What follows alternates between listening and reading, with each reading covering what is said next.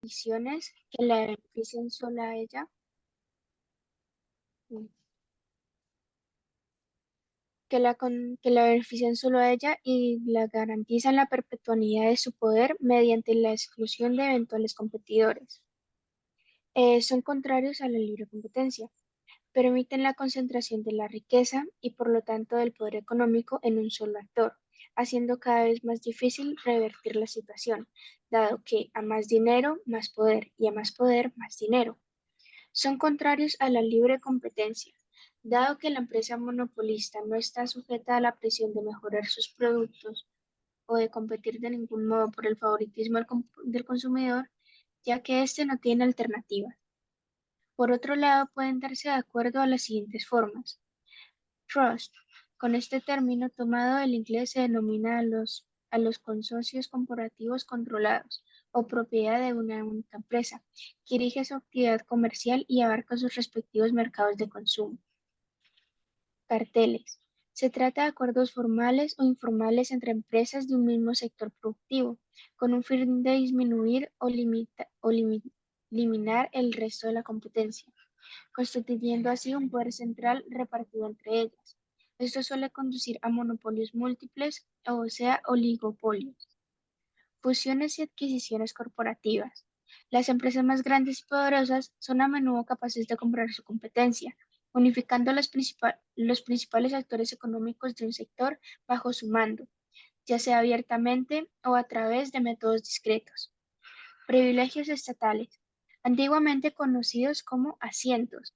Se trata de la cesión de privilegios especiales a una empresa por parte del Estado, mediante licitaciones o mediante negociaciones más o menos formales, para así favorecer su crecimiento económico. En muchos casos, esto implica actos de corrupción. Bueno, ahí podemos ver ahora los tipos de monopolio. Está el monopolio de precio lineal, Déjame un monopolio segundo. artificial. Recuerden que es una exposición, no una lectura, Gabriela. Pilas porque yo le bajo bastante nota, ¿yo? Listo. Los tipos de monopolio está el monopolio de precio lineal, el monopolio artificial, el monopolio natural y el monopolio estanco. El monopolio de precio natural es muy conocido como monopolio puro. Se produce cuando literalmente no hay sino solo una empresa encargada de un nicho comercial. No suele darse en la economía real, dado que se trata en realidad de un monopolio teórico, en el que no existen alteraciones del precio, ni productos sustitutivos, ni intervención gubernamental de ningún tipo, ni márgenes de incertidumbre, en el mercado, y existe una movilidad perfecta en los factores de producción. En el monopolio artificial se llama así pues por los monopolios surgidos de la intervención del monopolista o de algún otro medio fiscal o de cualquier otro tipo. La violencia, por ejemplo, para impedir que lleguen al mercado otros productos que los suyos. En el monopolio natural, en este caso el monopolista acapara la demanda del mercado, produciendo a un coste menor que el que tendrían distintas empresas compitiendo. Usualmente esto ocurre en los casos en que es mucho más eficiente que exista una sola empresa. Como en ciertos servicios públicos, y hay nulos incentivos para el ingreso de empresas competidoras, que tendrían que hacer frente a una inversión inicial riesgosa. Y por último, en el monopolio estanco, eso se conoce así a los casos en el que el Estado asume la producción o venta de un determinado bien, o los otorga a un particular a cambio de ingresos fiscales.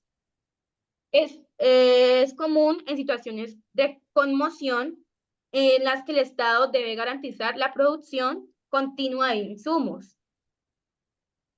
Seguimos con los ejemplos. Bueno, ejemplos de monopolio. El reciente monopolio de Facebook podría ser un ejemplo. Las tarifas aeroportuarias de España y la extracción petrolera venezolana.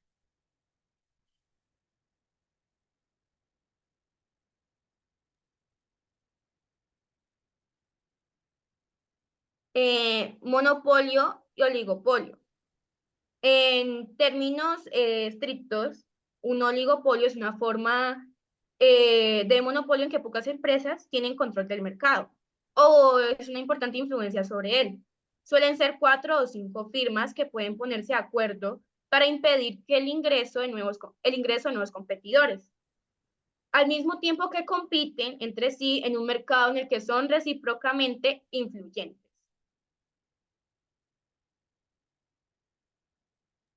Y eso fue todo. Muchas gracias por su atención.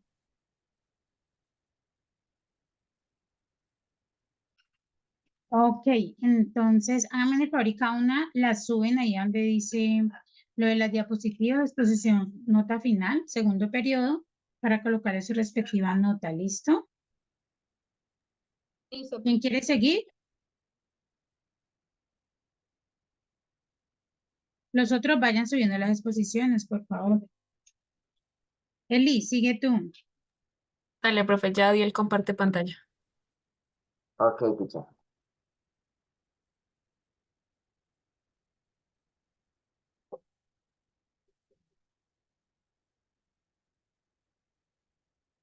¿Ahí la están viendo? Sí. Ok. Ahí ya. Bueno, Dios les bendiga, compañeros y profesora. El día de hoy les vamos a exponer sobre la demanda. Queremos iniciar esta exposición con una frase. No es que me cotice, no es que me cotice, es que tengo mucha demanda. Siguiente, por favor.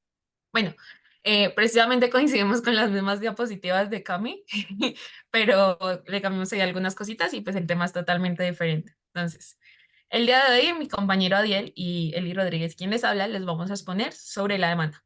Siguiente. Para hablar sobre la demanda tenemos que saber qué es la demanda. La demanda básicamente en la economía se refiere a la cantidad de un bien o servicio que los consumidores están dispuestos a pagar a un precio determinado. En una descripción, ay, todavía no, porfis, gracias. En una descripción de todas las cantidades que comprarían a todos los precios posibles. En unas palabras un poco más sencillas y más comprensibles, en sí es la cantidad de un producto que las personas están dispuestas a comprar a ciertos precios. Básicamente la demanda es como todo aquello que consumimos nosotros para bien sea nuestras necesidades o ya por gustos. Siguiente, ahora sí. Entonces, ya sabiendo qué es la demanda, podemos hablar de sus características. Una de las características más grandes y la que está sobre todas, podemos decirlo de esa manera, es que a medida que el precio aumenta, la demanda disminuye y viceversamente. Entonces, sería a medida que el precio disminuye, la demanda aumenta. Pero también la demanda se caracteriza por ser tres cosas: variable, insaciable y temporal.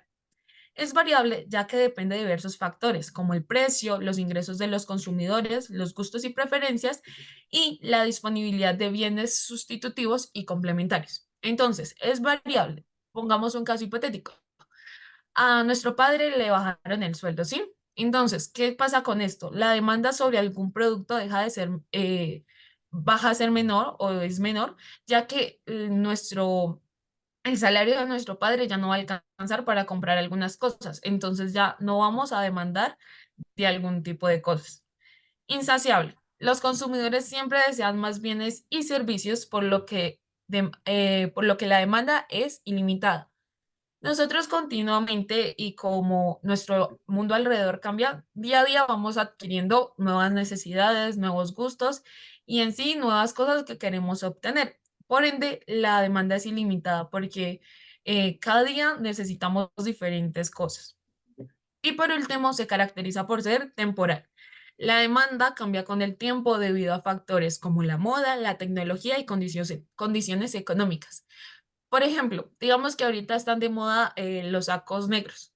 Entonces, la demanda sobre los sacos negros va a ser muy alta, pero supongamos que en un mes ya no son los sacos negros, sino los sacos amarillos.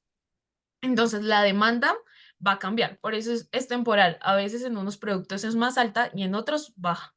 Y así continuamente. Siguiente, por favor. La clasificación de la demanda. Entonces, la clasificación de la demanda se puede dar por diversos criterios. La primera es clasificación por su naturaleza. Esta se divide en dos: demanda individual y demanda de mercado. La demanda individual, como lo dice su nombre, es la demanda de un bien o servicio por parte de un solo individuo. Entonces, cuando alguien demanda, pero es comunitariamente, ¿sí? Solo cuenta como lo de una persona.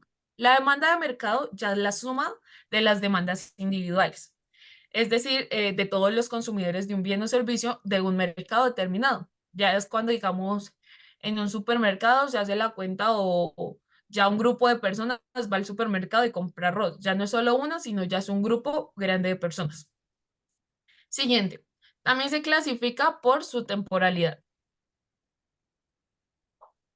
Muy bien, por su temporalidad. Esta también se divide en dos: demanda de corto plazo y demanda a largo plazo.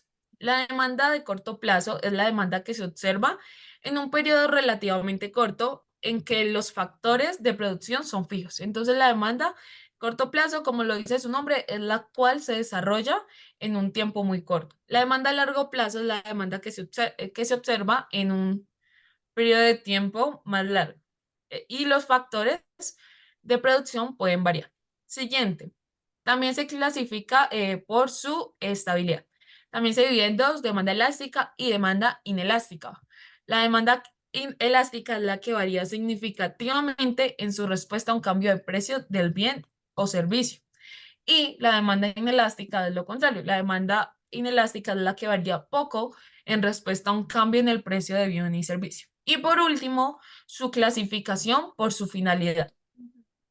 Se divide en dos: demanda final y demanda intermedia. La demanda final es aquella en que los bienes y servicios se destinan a un consumo ya totalmente final. Y la demanda intermedia es la cual los insumos es para producción de otros bienes y servicios. Explico esto. Entonces, la demanda final es cuando ya el producto es netamente ya para el consumo o para la utilización. No sé, digamos, un celular. Si yo compro un celular, es ya netamente para el uso. Pero digamos, si compro un tornillo, ese tornillo suelto no me sirve para mucho, sino que ya es para de pronto ajustar una tuerca o cualquier tipo de cosa. O sea, ya necesita de otro o es para suplir otra necesidad, la demanda intermedia. Y a continuación, mi compañero Adiel le seguirá exponiendo el tema. Ok, bueno, entonces pues vamos a seguir con la exposición que gracias por la introducción de mi compañera Eli y por tan buenos argumentos. Bueno, yo voy a iniciar con la parte de los tipos. Existen diferentes tipos de demanda. Eh, Está la clasificación según los diversos criterios. Eh, el primer tipo de criterio es por la naturaleza del bien, que está en la imagen que tiene las manitos así. Eh, Dice que la demanda de bien se clasifica en dos: en los tangibles y los intangibles. Los tangibles, eh, nos está hablando de bienes, lo que nosotros podemos adquirir como un mueble, un televisor, una casa, etcétera, ¿sí? Y los intangibles ya son como servicios, por ejemplo, como mi academia, que sería intangible, sería un servicio para la comunidad, donde podría aprender a tocar un instrumento. Está por la naturaleza perdón, está por la durabilidad del bien. ¿A qué nos referimos con la durabilidad del bien? La durabilidad del bien es aquella demanda de bienes duraderos, o sea, que tiene una larga vida útil. Por ejemplo, un puente que tiene mucho tiempo, o sea, se puede utilizar por muchos años, por muchas décadas, por muchas generaciones, como el puente de Londres. Eh, o los no duraderos, por ejemplo, la comida, que pues difícilmente una hamburguesa está en las manos de una persona 2 horas, porque ya debería ser en el estómago, sí. Por esa parte. Ahorita vamos a ver las del uso del bien. ¿A qué nos referimos? Las del uso del bien son las demandas de bienes de consumo. ¿Qué significa? O sea, satisfacen las necesidades directas. Voy a tomar un ejemplo de la comida. La comida es una necesidad directa, que sí o sí se tiene que suplir, o de los bienes de capital, que serían los utilizados en la producción de otros bienes, los que serían en pro de algo, ¿sí? Como una empresa de caucho, que ella en sí no estaría, o sea, estaría utilizando sus bienes para otro destino, y el destino sería, pues, formar más caucho, ¿no? Esto, vamos a ver la relación con el ingreso. Eh, La relación con el ingreso tiene también dos fases, la demanda normal o la demanda inferior. Cuando hablamos de la demanda normal, nos estamos refiriendo de el aumento en el ingreso. Y cuando hablamos de la demanda inferior, estamos hablando de la disminución en el ingreso. Entre tú más tengas ingreso de una cosa o de la otra, pues esto se le va a llamar demanda normal. Pero si por el contrario inviertes y como que lo que invierte esa demanda no genera ingreso, no genera algo positivo, se llama demanda inferior. Vamos ahorita a ver por la elasticidad al precio. La elasticidad al precio eh, también tiene dos factores importantes que sería la demanda elástica y la demanda inelástica, que era lo que ya nos había también hablado un poquito de eso la compañera Eli. La demanda elástica es aquella que responde significativamente a cambios en el precio. Eh, por ejemplo, un ejemplo de eso es la bolsa, que continuamente está subiendo y está bajando. Un ejemplo de eso es el valor aquí en Colombia, donde de un momento a otro de 3.500 pesos pasó a 5.000 pesos. Entonces eso se llama una demanda elástica. Y la demanda inelástica significa que no cambia mucho. O sea, que tú siempre, por ejemplo, tú en una mensualidad siempre vas a recibir 70.000 pesos. No va a cambiar la demanda, ¿sí? O tú vas a invertir siempre una cantidad de dinero fijo. Listo. Y ahorita vamos a hablar acerca del tiempo. El tiempo, la demanda en el tiempo, tiene la demanda a corto plazo o la demanda a largo plazo. Por ejemplo, cuando hablamos de la demanda a corto plazo, nos estamos refiriendo a aquella demanda donde tú inviertes una o dos veces, ¿sí? O sea, tu demanda va a ser de una o de dos veces. A largo plazo, eso quiere decir que tú tienes que pagar mucho tiempo siempre la misma plata. Eh, un ejemplo de eso es el ICETEX, donde tienes que pagar siempre la misma plata, pero al parecer sí es como infinito. O sea, nunca paras de pagar por un servicio que te prestan. Bueno, ahorita sí, esto vamos a ver qué factores influyen sobre la demanda. Hay cuatro factores que influyen sobre la demanda. Entonces, junto con la oferta, la demanda fundamental para establecer los precios del mercado, de manera en que la interacción entre la oferta y la demanda da lugar a un precio de equilibrio, es decir, al precio en que compradores y vendedores se ponen de acuerdo. Eh, los principales factores que afectan a la demanda o que influyen en la demanda, o sea, ¿a qué me refiero? Que van a cambiar de cierto modo la forma en la que se ve la demanda. El primero y uno de los más importantes es el precio. El precio es uno de los principales determinantes de la demanda. Un cambio en el precio de un bien o un servicio generalmente conduce a un cambio de la cantidad. Eh, si el precio aumenta, la cantidad de demanda generalmente disminuye y viceversa. Eh, Vamos a hablar del poder adquisitivo de los demandantes.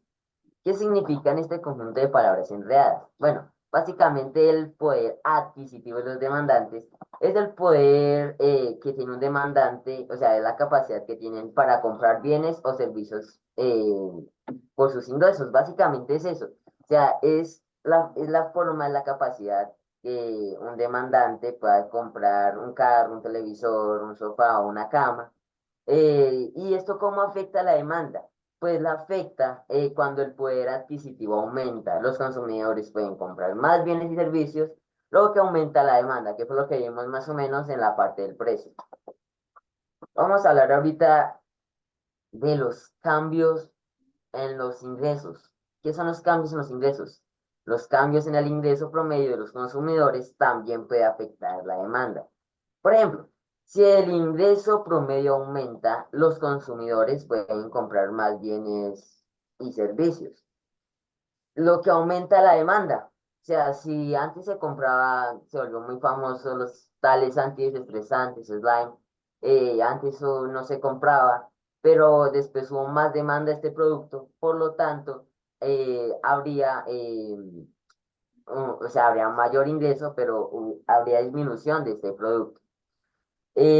Ahorita vamos a hablar acerca del deseo o la necesidad, que es en lo que se basa también la demanda, de parte de un deseo o de una necesidad, ya que son preferencias de los consumidores que afectan definitivamente la demanda. Si las preferencias de los consumidores cambian hacia un determinado bien o hacia un determinado servicio, pues el servicio o el bien aumentaría. Y al aumentar su demanda, pues, al aumentar las preferencias, aumentaría el valor del producto. Bueno, pero ahorita tengo otra preguntita. ¿Cómo se presentaría esto gráficamente? La gráfica que está aquí arribita, uy, no, aquí no. Entonces, me pongo más para acá, si no, no la veo. Que está aquí, no, allá, allá arribita. Esa gráfica, esta se representa de una forma curva descendente. En el eje vertical tenemos el precio y el eje horizontal la cantidad. Debemos tener en cuenta que la pendiente de esta curva puede cambiar dependiendo del tipo de producto y situación de mercado. Por ejemplo, si una empresa vende, no sé, un diferente tipo de pan, pero este pan que como que no gustó mucho, entonces se vería la gráfica así, como estaría aquí en este gráfico, descendiente, una curva hacia abajo. Ariel, Ya, ¿cómo se llama ese punto que hay entre P y Q? ¿cómo así, teacher? Sí, el punto que une a P y Q, el que está ahí, el punto negro, Ah, ¿cómo ok, se no. llama? El punto que une a P y Q se llama o sea, es donde nosotros nos podemos ubicar para mirar si se Se está llama vendiendo punto de bien. equilibrio. Ah, ¿Listo? Es el punto óptimo. ¿Listo? Se esto. supone, a ver, perdón que me meta, se supone, como ven la gráfica de la demanda, al contrario, es la gráfica de la oferta. ¿Listo? O sea, que va con la otra pendiente. Y digamos, en ese punto, digamos que ese es, porque no hemos hallado la oferta aquí, sino que es algo ejemplar. En ese punto se le llama punto de equilibrio, es el punto óptimo para los demandantes, para el producto donde los demandantes a ese precio está bien comprar y los que ofrecen, que son las empresas, a ese precio está bien vender. Entonces todos ganan, ¿no? Ese es el punto óptimo, que ese es el juego de la economía, lograr esos puntos óptimos en los servicios, en los precios de los servicios, de los productos. Por eso existe la oferta y la demanda. ¿Listo? Bueno, continúe, perdón. Bueno, teacher, esa aclaración estuvo súper, la verdad, súper. Pues, estamos con la dura.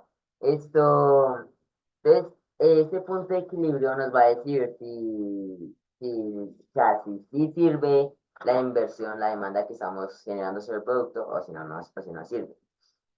Eh, pero ahorita tenemos que hablar de la ley de la demanda. La ley de la demanda o puede subir o puede bajar. Entonces, eh, como la frase que dice ahí, si el precio aumenta, la cantidad de demanda disminuye, y al bajar el precio, la cantidad de demanda aumenta. ¿Cómo así? O sea, esta se presenta en forma de curva, o sea, perdón, esta ley hace parte de la microeconomía, eh, que sería, o sea, como su palabra me indica, la economía más mínima. eh, la cual establece que la ley de la demanda establece que en igualdad de condiciones la cantidad demandada de un bien o un servicio disminuye a medida que aumenta su precio. Es decir, existe una relación inversa entre el precio y la cantidad de la demanda. Esto en palabras más simples sería el precio aumenta la cantidad de demanda, como dice la frase, y disminuye. Y al bajar el precio, la cantidad de demanda aumenta. Es importante tener en cuenta que cuando se habla de demanda en un sentido económico formal, no se habla de una cantidad. Se estaría hablando en todas las relaciones entre el precio y la cantidad demandada. La ley de la demanda se basa en varios factores, como el ingreso del consumidor, los gustos y preferencias, los precios de los bienes relacionados y las expectativas del consumidor, que eso es lo que hemos estado viendo a lo largo de esta diapositiva. La demanda se refiere a la cantidad de un bien o servicio que los consumidores están dispuestos a comprar a un precio determinado. La oferta, por otro lado, se refiere a la cantidad de un bien o un servicio que los productores están dispuestos a vender a un precio determinado. Eh, Listo, teacher. Esa sería la ley de la demanda y les queríamos agradecer por su atención. Dios les bendiga. Muy bien, excelente grupo y excelentes explicaciones de ambos. Adiel, usted tampoco hay que atrás. Hay que le tiró flores a Eli. Ella se ríe. Bueno, ¿dónde estoy yo con mis chicos acá en la evaluación? Por favor, súbame las exposiciones. ¿Listo? Vamos hasta las 50, ¿no? Porque empezamos 8 minutos tarde. Voy con el grupo de Wendy, que ellos ya subieron la exposición. Todos deben de tener las exposiciones subidas, todos, con excepción de Dana, que la debe subir hoy, cuando la termine la sube, por si no se alcanza a exponer esta semana, pero usted ya subió la exposición, sobre eso le pongo la nota y la parte de exposición la hace cuando lleguemos, pero la exposición debe estar subida. ¿Listo? Me hice entender, ¿cierto? Sí. Sí, señora. Bueno, empiece, Dana. Profe, lo que pasa es que mi compañera Wendy no puede exponer porque ella está un poco enferma de la garganta, así que yo voy a exponer mi parte y la de ella también. Bueno, hágale.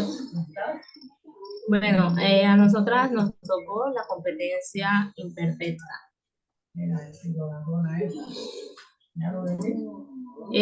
Siguiente. La competencia imperfecta se centra en un tipo de estructura de mercado en la que no se cumplen las condiciones de la competencia perfecta. En un mercado de competencia imperfecta, las empresas tienen algún tipo de grado de poder para influir en los precios y las condiciones de mercado. Siguiente. Tipos de competencia imperfecta. Como primero tenemos el monopolio, que es un mercado donde hay un único vendedor que controla todo el suministro. Espérate, es que yo no te estoy viendo. ¿Dónde estás?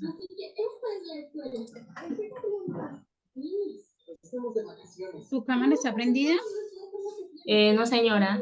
No, debes de prenderla porque necesito ver cómo estás exponiendo.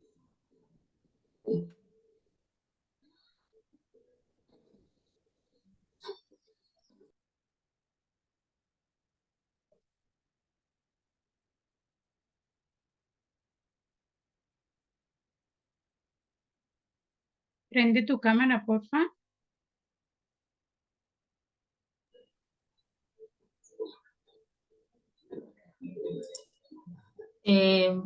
Como primero tenemos el monopolio, que es un mercado donde hay un Espérate que único no te estoy viendo y empieza desde el comienzo. O sea, es que si no te veo me queda difícil para evaluarte. No te Profe, veo. ya prendí la cámara. Ahorita sí, ahorita ya me salió a mí, es que no me salía. Espérate que me perdí. ¿Dónde está Keila? A ver. Bueno, hágale que ya, aquí la puse, ya. Sí, déjame ver. Bueno, no te veo. Ahora sí, hágale. La competencia imperfecta se centra en un tipo de estructura de mercado en la que no se cumplen las condiciones de la competencia perfecta. En un mercado de competencia imperfecta, las empresas tienen algún tipo de grado de poder para influir en los precios y las condiciones del mercado. Tipos de competencia imperfecta. Como primero tenemos el monopolio, que es un mercado donde hay un único vendedor que controla todos los suministros de un bien o servicio. Como segundo tenemos el oligopolio. No.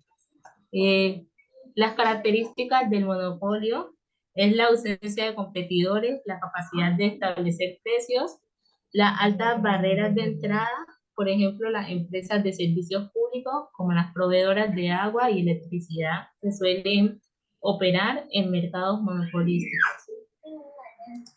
Ahora sí, como segundo tenemos el oligopolio, que es un mercado dominado por unas pocas empresas grandes y se caracteriza porque tiene independencia entre la empresa y posibles barreras de entrada. Por ejemplo, la industria, el automotriz y las aerolíneas. Tenemos también la competencia monopolística, que es un mercado donde muchas empresas ofrecen productos diferenciados que no son perfectos sustitutos entre sí y se caracteriza por el gran número de vendedores, la diferenciación del producto, la libertad de entrada y salida del mercado, por ejemplo, los restaurantes y las tiendas de ropa. Siguiente. Las características comunes son el poder del mercado, que es donde las empresas tienen la capacidad de influir en los precios, a diferencia de la competencia perfecta, donde son tomadores de precios. Tenemos la diferenciación del producto, donde los productos ofrecidos no son homogéneos. Esto puede ser debido a las características físicas como la calidad, el branding o los servicios adicionales.